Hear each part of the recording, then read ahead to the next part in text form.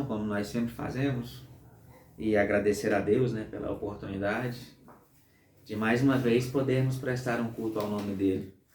Eu não sei quantas vezes ainda nós prestaremos culto a ele aqui, mas a verdade é que hoje nós podemos prestar mais um culto, então vamos orar. Senhor, nós estamos aqui mais uma vez na sua presença, estamos aqui reunidos em família para prestar um culto, Senhor, ao seu nome. Receba nosso louvor, receba a nossa gratidão, porque o Senhor tem sido misericordioso conosco todos os dias das nossas vidas. Deus, nós só queremos engrandecê-lo e que o seu nome possa ser honrado através da vida de cada um de nós. Receba para ti a glória. E, Senhor, que nós possamos ser parecidos com Jesus dia após dia, em nome de Jesus. Amém. Amém. Então, irmãos, eu quero compartilhar com vocês uma palavra sobre o Senhor Jesus. E todo estudo que a gente faz sobre Jesus dentro da teologia é chamado de cristologia, que é o estudo baseado na pessoa de Cristo. E hoje eu quero trazer um estudo que eu gosto bastante, que se chama Paradoxos, que são concernentes à vida de Jesus. Eu ri porque a Camila e eu, nós estudamos muito sobre isso, né? Desde quando nós nos conhecemos, mas nós estudamos bastante sobre paradoxos que são concernentes à vida cristã. Hoje eu quero falar sobre os paradoxos que são concernentes ao Senhor Jesus. E a verdade é que tem um termo técnico para isso dentro da teologia, que se chama antinômio, viu? Quando vocês ouvirem falar sobre antinômio, é o seguinte, são duas verdades declaradas na Bíblia que aparentemente se contradizem. Por exemplo, Jeremias 23, Deus é Deus de perto e é Deus de longe. Não é um paradoxo? Aparentemente não tem um conflito? Como que Deus pode ser ao mesmo tempo Deus de perto e Deus de longe? Ou seja, Deus é imanente, está próximo à sua criação, e é transcendente, está longe da sua criação, está distante da sua criação. Então aí cai por terra também aquela música que diz, né? É Deus de perto e não de longe. Não, Deus é Deus de perto e é Deus de longe. Então isso aqui na teologia é um antinômio, ou para a gente entender, um paradoxo. Por exemplo, como é que a gente consegue conceber a ideia de um Deus que é um e é três ao mesmo tempo? É um antinômio, é um paradoxo. Mas a Bíblia declara as duas coisas como sendo verdadeiras. Então vocês conseguiram compreender? A Bíblia diz que nós somos salvos e a salvação é um dom de Deus. Não precisamos fazer absolutamente nada para ser salvos, em alguns textos. Mas em outros, a condição para sermos salvos é a crença naquilo que Deus fez na obra de Jesus na cruz. Então é um antinômio, é uma contradição aparente, é um paradoxo. Por exemplo, também, a Bíblia diz que nós somos santos, nós que fomos salvos. A Bíblia fala, sede santos como eu sou santo, né? Mas a mesma Bíblia que afirma que hoje nós somos santos porque nos tornamos semelhantes a Jesus dia após dia, diz que nós somos os piores pecadores que existem. Então, é uma contradição aparente. Por que que isso aparentemente é uma contradição? Porque a nossa mente é limitada pelo pecado. Então nós temos dificuldade de compreender algumas verdades, mas o que de fato nós temos que entender? As duas declarações são verdadeiras. O Deus que é uno é trino. O Deus que é de perto, o Senhor da sua criação, é o Deus de longe da sua criação. Aqueles que são santos, porque agora compõem a igreja de Cristo, fazem parte do corpo de Cristo, também são pecadores por causa da sua natureza caída. E isso só acabará quando o Senhor Jesus voltar. Então vocês conseguiram ter uma noção o que é um antinômio? Ou o que é um paradoxo? Então hoje eu quero destacar aqui paradoxos que são concernentes à vida do Senhor Jesus, que dizem respeito à pessoa de Cristo. Vamos lá?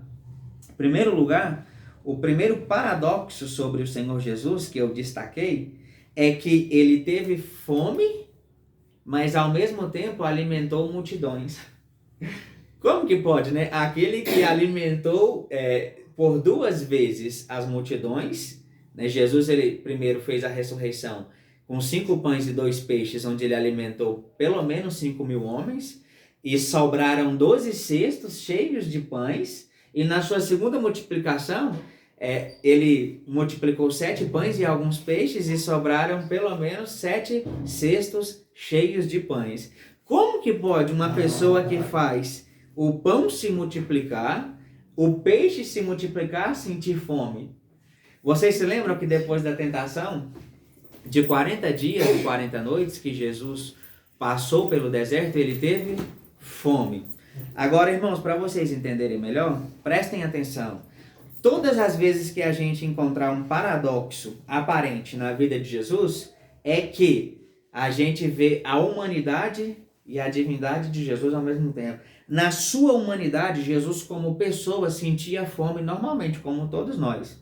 E a fome é um dos nossos instintos mais fortes, né? Vocês já observaram quantas vezes a gente sente fome no dia? Quantas vezes a gente come no dia? Então Jesus ele sentia fome normalmente. E só tem 3 pessoas na Bíblia que conseguiram ficar 40 dias sem comer. Foram elas, Moisés, Elias e o Senhor Jesus.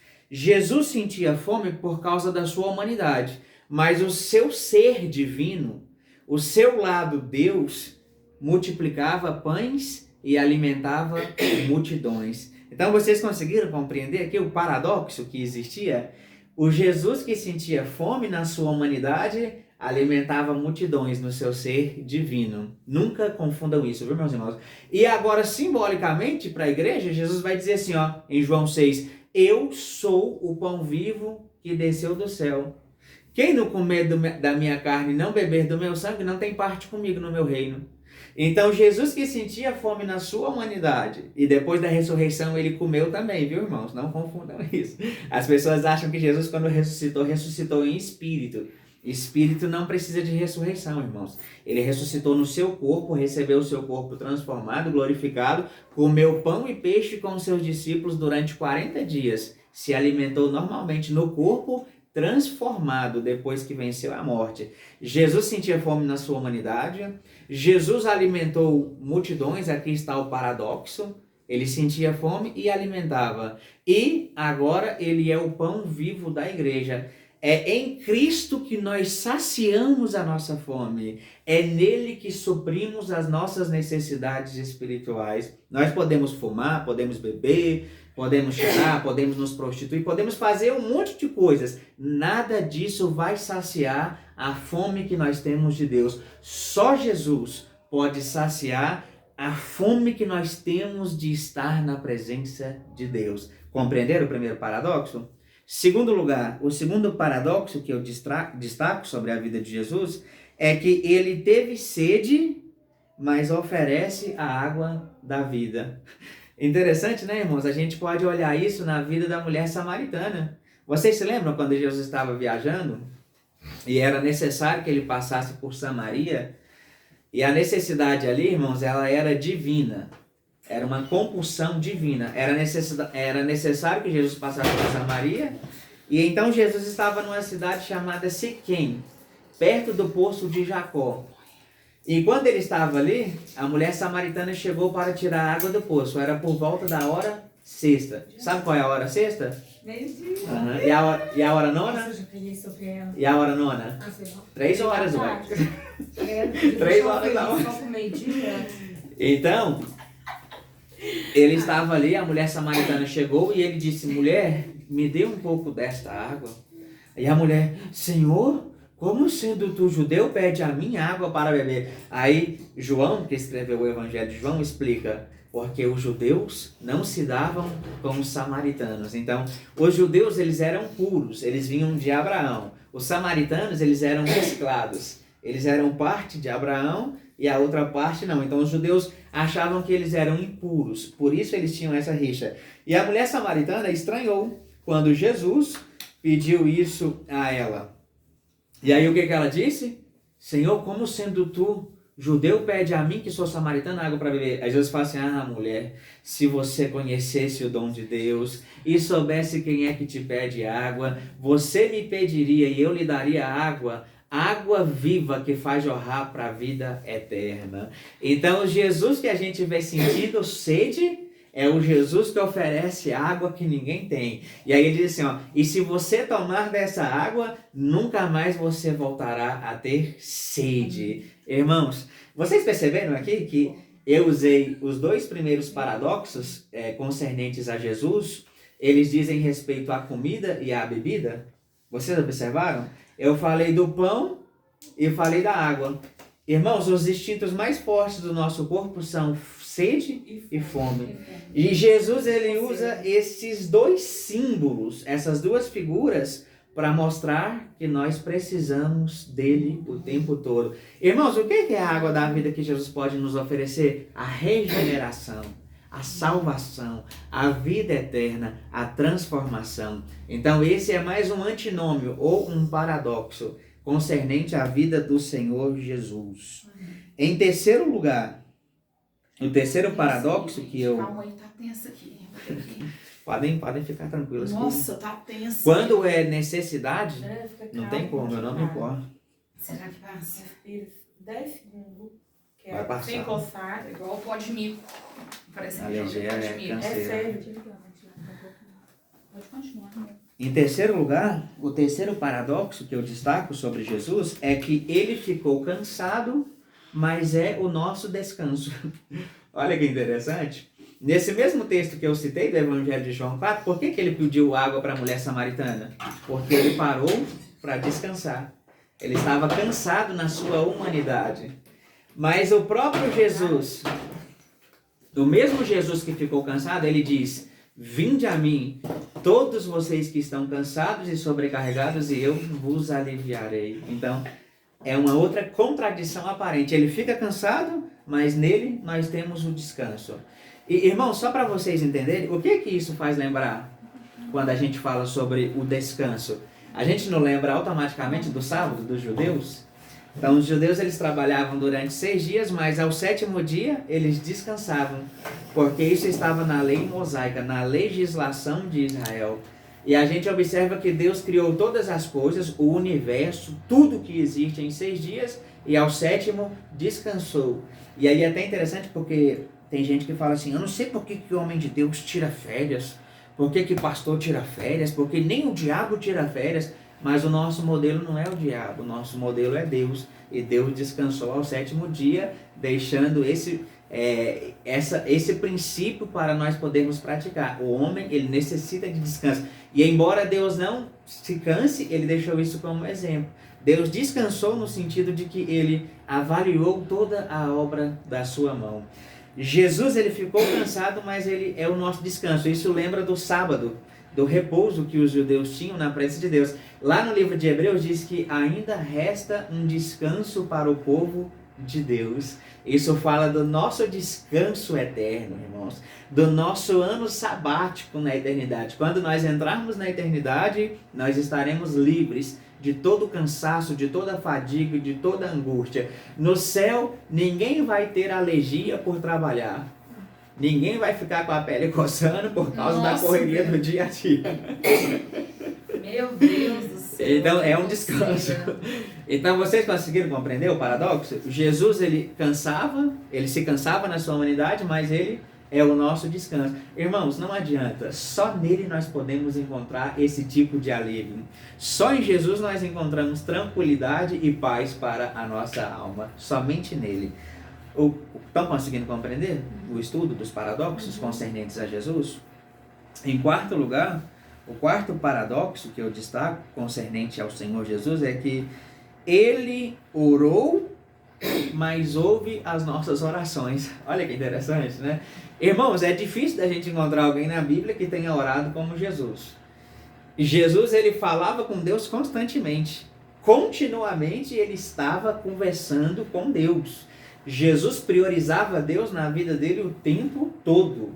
Então, se a gente for fazer um estudo exaustivo sobre as orações de Jesus, a gente vai ficar várias semanas só estudando sobre isso, porque ele orava muito. Se você quer encontrar um homem de oração, olhe para Jesus. Jesus era uma pessoa que orava sempre, o tempo todo. Tudo que Jesus ia fazer, ele falava com Deus. Ele olhava para os céus e dizia: graças te dou, ó Pai, porque sempre me ouves. Então, Jesus, ele sempre orava ao Senhor, mas é ele que ouve as nossas orações.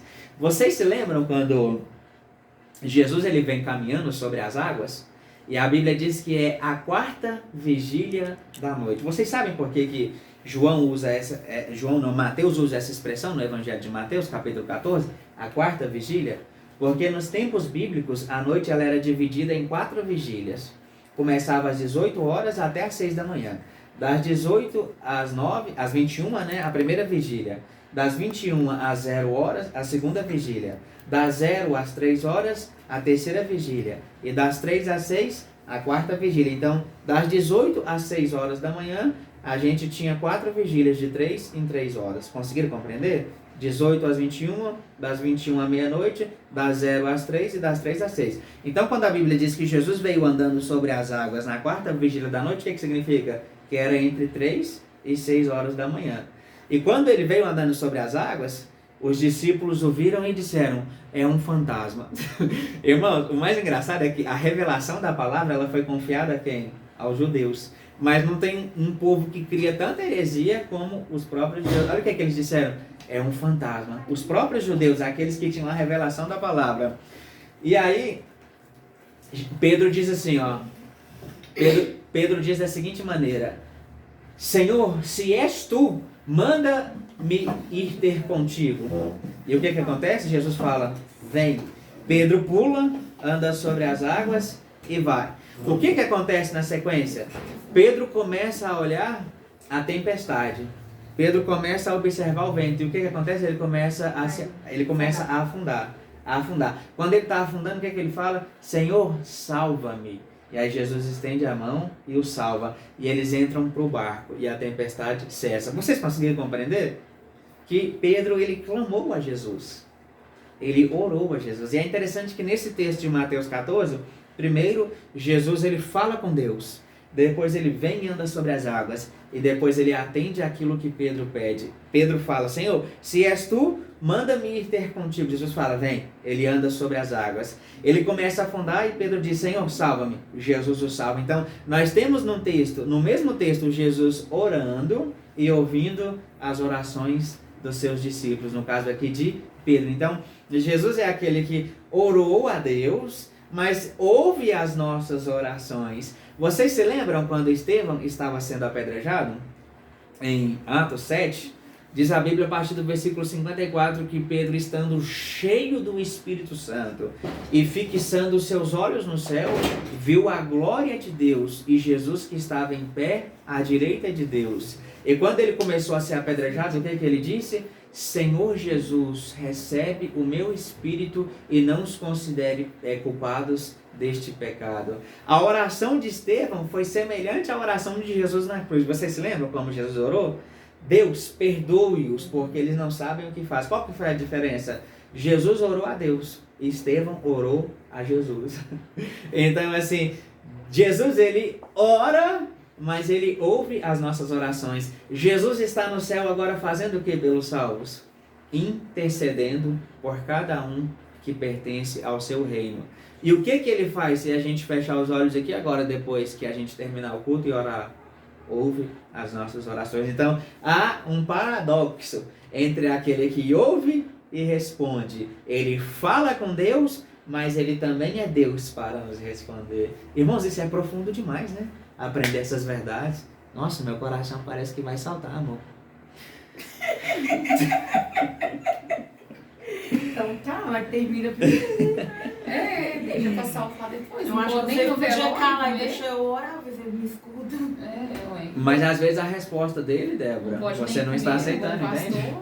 Às vezes você está orando a Deus para ele te dar um homem e ele está falando, não, É uma mulher. Gente, eu tô falando isso aqui no vídeo com a minha cunhada, mas é só um exemplo, viu?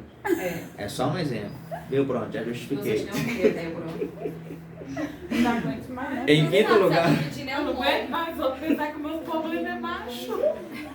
É verdade, ela falou isso pra mim esses dias. Irmãos, continuando aqui. Mas, assim, a verdade... Mas cunhada, a verdade seja dita, e eu acredito que Deus enviará um homem de Deus para você, de verdade. Deus não honrará somente as suas irmãs, Deus honrará você também. Amém. Em quinto lugar, irmãos, Jesus tem um outro paradoxo que é concernente à vida de Jesus. É que ele pagou imposto, mas ele é o rei dos reis. Então vocês conseguem compreender? Jesus ele foi obrigado, enquanto morava aqui na terra, como cidadão, a cumprir as suas obrigações de cidadão de uma nação. Ele pagou o imposto. Tem uma ocasião na Senão Bíblia, podia falar assim, Jesus não pagava, mas não vai pagar. ele deixou o exemplo em tudo, né? Jesus não bebia água, por que não vai beber? Não, e o interessante é que quando a gente olha Não isso, Jesus ele falava assim, dai a César o que é de César e a Deus o que é de Deus, né? E tem uma ocasião que... Jesus veio para nos deixar a prática, não só a teoria do falar. Façam Exatamente. isso, façam Ele nos aquilo. deixou o maior modelo a ser É, o seguido. modelo aí, ó. Ele só não falava, Então, também pode não ser. fazia.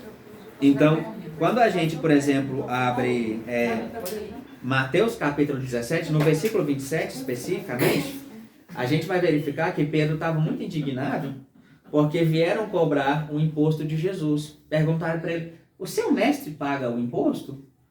E Pedro, é claro que paga. E aí Pedro entrou nervoso onde que Jesus estava e Jesus já sabia, ele falou assim, Pedro, vá em tal lugar, jogue o anzol, você pescará um peixe, da boca do peixe você pegará a moeda, você pagará com essa moeda o meu e o seu imposto. E ali era um imposto para manutenção do templo. Então Jesus pagava o imposto corretamente e eu fico com vergonha disso. Mas na boca do peixe. Mas foi uma vez só. Esse exemplo foi uma vez só. peixinho desse. E aí continuando, irmãos. Continuando, irmãos. Ah, Pela boca, né? E ele pagou o imposto corretamente, mas o paradoxo aqui é que ele é o rei dos reis. O O que filho é do isso rei. na boca do peixe? Não, e a moeda não tava na boca do peixe. É um milagre no reino animal. Jesus falou para Pedro pescar um peixe. Quando Pedro pescou, tinha dinheiro na boca do peixe. Mas isso foi um ato sobrenatural de Deus, entende? Foi um milagre no reino Pra pagar animal. o imposto. Eu e o senhor já Quer ler? Vamos ler. Nossa, não é possível, até eu sei. Pois é, uai, eu fico dois dias comendo peixe, meu aquário tá cagando moeda agora. Isso foi uma vez só, gente, na história. Misericórdia. Mas foi tão pouco que eu nunca vi, mano. Mateus 17, 27, ó. Vou ler o contexto. Foi só pra pagar o imposto. A partir do versículo 24. Mas foi só essa ocasião, porque Jesus ele tinha um propósito nisso. Ele quis ensinar. Nas outras ocasiões, não. Jesus ele pagava normalmente, porque Jesus ele trabalhou durante aproximadamente 18 anos da sua vida. Por quê? Jesus ele aparece a última vez na sua vida como criança com 12 anos, quando ele está no templo. Vocês se lembram? Que os seus pais o perderam? E aí depois ele só reaparece na história quando ele está com 30 anos. Ou seja, quando ele é batizado por João Batista. Existe um intervalo na vida de Jesus entre 12 a 30 anos que a Bíblia escondeu, para que ele tivesse uma vida normal. O seu padrasto, o seu pai terreno, ele era carpinteiro. Então, Jesus era carpinteiro. Possivelmente, Jesus trabalhou 18 anos da sua vida. A gente pode dizer isso se ele começou a trabalhar naquela época, mais ou menos, que a gente não sabe. Mas, provavelmente, ele trabalhou nessa faixa, 18 anos. O Messias trabalhava. E tem um monte de gente dentro da igreja querendo viver da obra. Ah, que vergonha de Um sua monte de gente cara. dentro da igreja querendo viver pela fé. Irmão, vai deixar sua esposa passar fome? Eu tô pela fé, irmão. Não, eu fui escolhido pra fazer a obra. Eu também fui, vai ralar. Eu tô pela fé. Ralar primeiro. Mas, irmão, não tem nem leite na sua casa. Eu vivo pela obra, irmão. Eu sou sustentado pelas ovelhas. Deus é mandado. Eu sou um peso morto na vida das ovelhas. E nem pregação eu tenho para levar. Mas, irmãos, a verdade é que o Messias era um Messias trabalhador. Isso. E as pessoas não Isso querem não aguenta trabalhar. ser folgado. Não é? Mas aí, irmãos, Coça saco o dia inteiro, Jesus- chega na igreja e fala ladainha. a Bíblia fala que... A Bíblia fala, irmãos, que Ninguém na minha esse, casa me dá pão. quando a gente olha a Bíblia, a gente vê que esse período foi omitido. Então, Jesus trabalhou aproximadamente 18 anos. Significa que ele tinha salário. Então, ele cumpria suas obrigações normalmente com o dinheiro que ele tinha. Quando Jesus começa o seu ministério, com 30 anos, e aproximadamente um ministério de 3 a 4 anos, ele foi sustentado pelas mulheres. O seu ministério era sustentado pelas mulheres. E quem era o camarada que cuidava da bolsa? Quem era o camarada que cuidava do dinheiro, né? Quem era o tesoureiro do grupo de Jesus? Judas, que era um ladrão. Então ele cuidava do dinheiro. Dinheiro corrompe, né? Na verdade, o dinheiro ele não corrompe, ele só mostra quem a pessoa é. Porque a pessoa já é corrompida, o dinheiro só mostrou. traz à tona. A corrupção As mulheres davam dinheiro pra Jesus. é porque o que corrompe não é o dinheiro, é o Ok. pecado que já existe no ser humano. Entende? As mulheres- Já percebeu? O dinheiro ele não muda as pessoas, ele só mostra quem de fato as pessoas são. Já percebeu que a pessoa é humilde, simples, quando ela ganha um dinheiro bom, ela vira. Mas é porque ela já era daquele jeito, ela só se segurava, o dinheiro só fez ela se mostrar, só fez ela se revelar, porque o mal não está no amor, o mal não está no dinheiro, o mal está no amor ao dinheiro. Nós podemos ter dinheiro no nosso bolso, nós só não podemos tê-lo no coração. Nós podemos ter o dinheiro e ser senhor do dinheiro. Não podemos deixar que ele seja o senhor da nossa vida. Então, aqui ó, vou ler para você, cunhado. Ó, Mateus 17, do versículo 24 ao 27. Ó. E chegando eles a Cafarnaum, aproximaram-se de Pedro os que cobravam as didraquimas. E disseram, o vosso mestre não paga as didraquimas? Disse ele, sim. E entrando em casa, Jesus se antecipou dizendo, que te parece, Simão? De quem cobram os reis da terra os tributos ou os impostos? Dos seus filhos ou dos alheios? Disse-lhe Pedro, dos alheios. Disse-lhe Jesus, logo estão livres os filhos. Mas para que os não escandalizemos, vai ao mar, lança o anzol, tira o primeiro peixe que subir e abrindo-lhe a boca encontrarás um estáter. Toma-o, dá-o por mim e por ti. Então, esse aqui foi aquilo que é chamado na Bíblia de milagres no reino animal. Só que isso aqui, irmão, só aconteceu em uma ocasião. Pelo amor de Deus, viu? Não pensa que isso vai acontecer com você, não vai trabalhar para você. Aconteceu. O garimpeiro achou o diamante na boca do peixe. Não, mas isso pode acontecer, né? Não. De achar alguma na coisa boca do peixe. no estômago. Vocês só não precisam pegar e sentar e esperar o peixe. No cu da galinha, acho também. Silmara, você viu, né? Jesus pagou o imposto do Ah, meu pode Deus, pagar o eu meu tô filmando pra falar o cu da galinha, não. Agora eu tô vendo. É no bucho da galinha. Você ficou doida. Na tripa da galinha. Camila vai matar a Carijó, não, hein? Se tiver, ninguém é Carijó. Ih, a Carijó é do mundo. Não quero saber, a Carijó. Vocês não vêm roubar, não, porque vocês já apanhou ela. Não, tem que dividir esse aí por 3. Mas eu estava pegar metade. Continuando, então, aqui. Jesus, ele pagou imposto, mas ele é o rei dos reis. Em Apocalipse 19, 16, diz que ele é o rei dos reis e o senhor dos senhores. Então, irmãos, Jesus, ele governa. Jesus está no controle. Ele é soberano. Ele é o Senhor das nossas vidas. Então, nós podemos confiar no Senhor exatamente porque Ele tem o controle da história nas suas mãos. Nunca nos enganemos em relação a isso. Mas é muito fácil confiar em Deus quando está tudo bom. É muito fácil crer em Jesus quando tudo vai bem. Mas vamos acreditar nele quando tudo está bem e quando não está. Vamos acreditar no Senhor quando tudo está ao nosso favor e quando tudo está contra nós. Já viu que às vezes começa a acontecer uma sucessão de erros na vida da gente? Parece que todo dia tem uma coisa ruim, mas às vezes é o contrário também, começa a acontecer uma sucessão de coisas boas na vida da gente.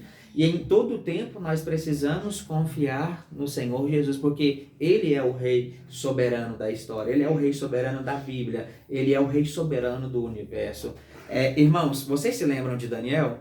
Deus o livrou da cova dos leões. Vocês se lembram de Estevão, que nós citamos agorinha? Ele foi apedrejado e morto. Vocês se lembram de Sadraque, Mesaque e Abednego? Eles foram livrados da fornalha de fogo. Vocês se lembram de João Batista? Foi decapitado. Irmãos, Jesus, ele pode nos livrar da morte ou pode usar a nossa morte para que o seu nome seja glorificado. A questão não é nem ser livre, né? Não é nem em nós sermos livrados da morte ou nós sermos protegidos. A questão está em permanecermos fiéis a Deus. A questão na vida desses homens foi a fidelidade. Vocês se lembram a resposta de Sadraque, Mesaque e Abednego? Rei, o nosso Deus bem pode nos livrar da fornalha de fogo, mas se ele não nos livrar, nós não nos curvaremos diante de ti. A fidelidade está em jogo aqui. Então, irmãos, Jesus é o Senhor do universo. Creiamos nisso. Irmãos, tem um Martinho Lutero em certa época... Esquece o diabo, né? Martinho Lutero, ele disse assim, o diabo é o diabo de Deus. Irmãos, quem controla o diabo é Deus, irmãos. O diabo não pode fazer nada se Deus não permitir. O diabo não é soberano, o diabo não tem poder para fazer uma coisa que Deus não tenha estabelecido. Vocês entendem isso? Mas entende. Entende mesmo. Então Deus, ele comanda tudo. E é nisso que nós cremos. Continuando então, irmãos, para a gente encerrar. Tem quantos minutos já? Dá para ver. 29? Para nós encerrarmos aqui, irmãos, eu vou falar aqui um outro paradoxo sobre a vida de Jesus. Vocês estão observando que os paradoxos na vida de Jesus parece que é um conflito entre a sua humanidade e a sua divindade? Então vamos lá, irmãos, para nós encerrarmos, porque já tem um tempinho, Jesus, ele chorou, mas ele seca as nossas lágrimas. Interessante isso, né? Vocês se lembram que João capítulo 11, do versículo... João capítulo 11, no contexto, quando Lázaro morreu, e Jesus viu o choro de Maria, viu o choro dos judeus que estavam ali, ele também chorou. Vocês se lembram disso? E Jesus chorou em uma outra ocasião quando ele olhou para Jerusalém, mas a verdade é que na sua humanidade Jesus sentia tristeza assim como nós sentimos. Em certa ocasião ele disse que a sua alma estava angustiada até a morte. Então é natural, nós vamos chorar em vários momentos da nossa vida, isso é normal. Mas o próprio Jesus que chorou um dia, ele enxuga as nossas lágrimas. E isso está registrado lá no livro de Apocalipse, no capítulo 21, versículo 4, onde diz que um dia, no novo céu e na nova terra, ele enxugará dos nossos olhos todas as lágrimas. Já não haverá mais pranto, não haverá mais dor, não haverá mais sofrimento, não haverá mais morte. As coisas antigas já terão passado. Irmão, significa que na eternidade nós não sentiremos tristeza por absolutamente nada. Sabe esse vazio que você sente às vezes quando você está sozinho? Não terá mais na eternidade. Essa dor que você tem quando você está sozinho, parece que no domingo aumenta, né? Quando a gente queria ter alguém, isso não existirá mais na eternidade. Essa dor de dente que a gente sente às vezes, já viu? Eu tenho dor neuropática, dor crônica, e eu sinto dor o tempo todo. A minha dor, ela é constante. Eu estou falando aqui agora, vocês observam que eu fico passando a mão aqui na maior parte do tempo, é porque é uma maneira de tentar aliviar a minha dor. Eu estou sentindo dor agora, nesse instante, mas na eternidade eu não sentirei. Então Jesus, ele vai pegar todas as lágrimas que já derramamos um dia e vai jogá-las fora da nossa vida. Nós estaremos libertos para sempre da tristeza. E em último lugar, irmãos, aqui, eu não posso deixar de passar essa para vocês, é que Jesus, ele foi levado como ovelha para o abate, para o matadouro.